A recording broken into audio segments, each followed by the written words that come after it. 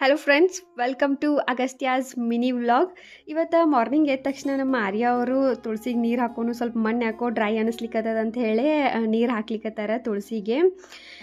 So ಈ ಸಲ ನಮ್ಮ ತುಳಸಿ ಸ್ವಲ್ಪ ಚಲೋ ಬಂದದ. ಲಾಸ್ಟ್ 2 ಟೈಮ್ಸ್ ಒಣಗಿತನಂತಲೇ ಭಾಳನ ಬೇಜಾರಾಗಿತ್ತು. ಬಟ್ ಈ ಸಲ ಸ್ವಲ್ಪ ಚಲೋ ಬಂದೈತಿ. ಆ್ಯಂಡ್ ಇಲ್ಲೇ ಬಾಜುಕ ನಾವು ಇದನ್ನು ಪುದೀನ ಸೊಪ್ಪನ್ನು ಹಾಕೇವಿ.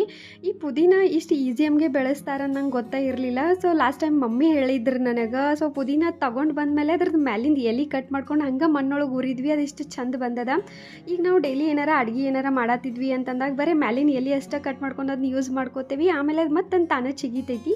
ಹೀಗಾಗಿ ಮನೆಯೊಳಗೆ ಒಂದಷ್ಟು ನಾವು ಇಂಥವು ಬೆಳೆಯೋದ್ರಿಂದ ನಮಗೆ ಯೂಸು ಆಗ್ತೈತಿ ಆ್ಯಂಡ್ ಚಲೋನು ಅನಿಸ್ತದ. ಒಂದು ಪಾಸಿಟಿವ್ ಎನರ್ಜಿ ಇರ್ತೈತಿ ಗ್ರೀನರಿ ಇತ್ತಂದ್ರೆ. ಹೀಗಾಗಿ ಇನ್ನೂ ಒಂದು 2-3 ಪ್ಲ್ಯಾಂಟ್ನ ತೊಗೊಂಬರ್ಬೇಕಂತ ಪ್ಲ್ಯಾನ್ ಮಾಡೇವಿ.